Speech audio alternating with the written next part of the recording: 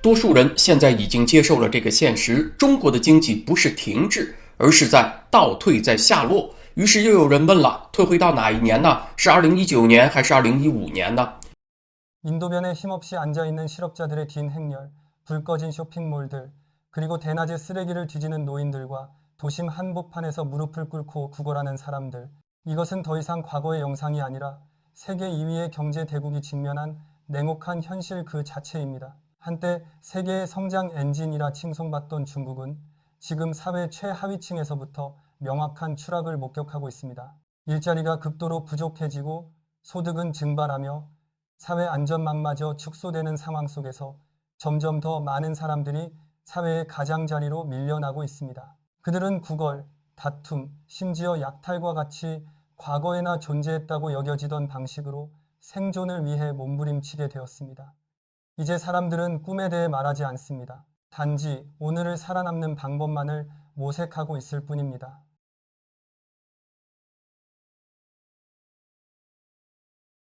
이러한 충격적인 장면들은 결코 우연히 나타난 것이 아닙니다. 이것은 수년간 조용히 그러나 확실하게 진행되어 온 쇠락의 파도가 만들어낸 직접적인 결과입니다. 공업지대에서는 인원 감축과 파산의 물결이 소리 없이 그러나 끊임없이 이어지고 있습니다. 공장에서 십수년간 몸담아 왔던 노동자들은 하루아침에 일자리를 잃고 보험도 수당도 없는 처지로 전락했습니다. 도시 지역에서는 수천 개의 작은 가게들이 문을 닫았고 농촌으로는 도시의 자금 흐름이 끊기면서 두 지역 모두 소득 감소의 악순환에 빠졌습니다.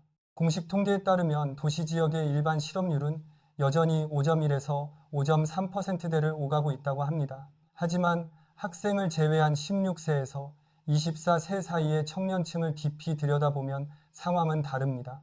이 비율은 2025년 한때 18.9%까지 치솟았고 그 이후로도 계속 17% 이상을 유지하고 있습니다.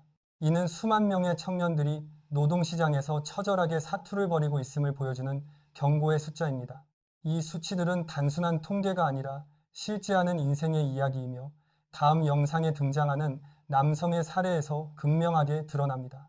영상 속 남성의 말에 따르면 그는 대학 학위를 가지고 있으며 과거에는 은행 시스템 내에서 근무했습니다. 채용 과정과 과거 경력을 증명하기 위한 서류들도 제시되고 있습니다. 그러나 현재 상황에서 그는 여전히 장기 실업 상태를 벗어나지 못하고 있는 실정입니다. 이러한 사실들은 문제가 더 이상 개인의 능력이나 노력의 범주에 있지 않음을 시사합니다. 대학 학위를 가진 사람조차 노동시장에서 설 자리를 찾지 못한다면 그것은 시스템 자체가 막혀버린 구조적인 동맥경화의 징후입니다. 그리고 바로 그 막힌 지점에서 수많은 사람들이 정규 경제활동에서 미끄러져 나와 다른 형태의 생존 방식으로 내몰리고 있습니다. 이것이야말로 구걸의 시대가 다시 돌아오고 있음을 알리는 이야기의 시작인 것입니다.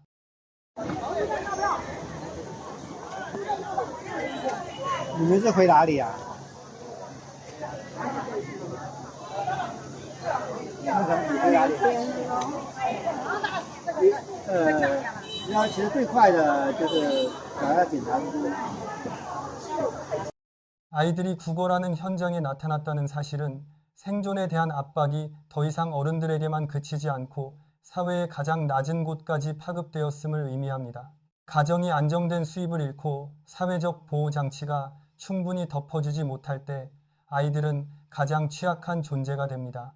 이는 경제 위기가 길어질 경우 통계 수치가 보여주는 것보다 훨씬 더 깊은 사회적 상처를 남길 수 있다는 징후입니다.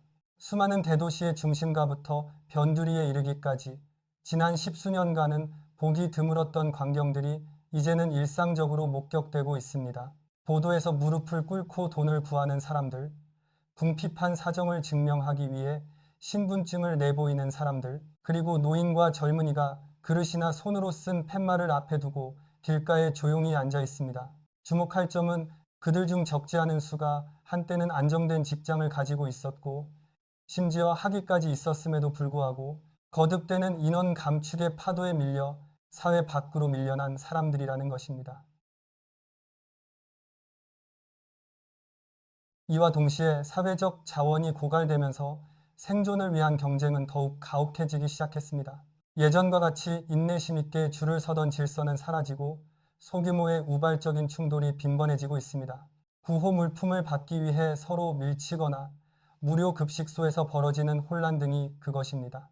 이것은 조직적인 범죄 집단의 행동이 아니라 당장 오늘 먹을 것에 대한 극도의 불안에 휩싸인 인간이 보여주는 군중 심리의 반응입니다. 이러한 무질서한 장면들은 사회 안전망이 더 이상 사람들을 포용하지 못하고 공포가 이성을 압도했던 역사 속의 심각한 경제 불황기들을 떠올리게 합니다. 여기서 주목해야 할 점은 구걸의 귀환이 단순한 돈의 부족뿐만 아니라 신뢰의 단절을 반영하고 있다는 것입니다. 노동이 가난에서 벗어나는 데 도움이 될 것이라고 더 이상 믿지 않게 될 때 사람들은 최후의 생존 수단을 선택할 수밖에 없습니다.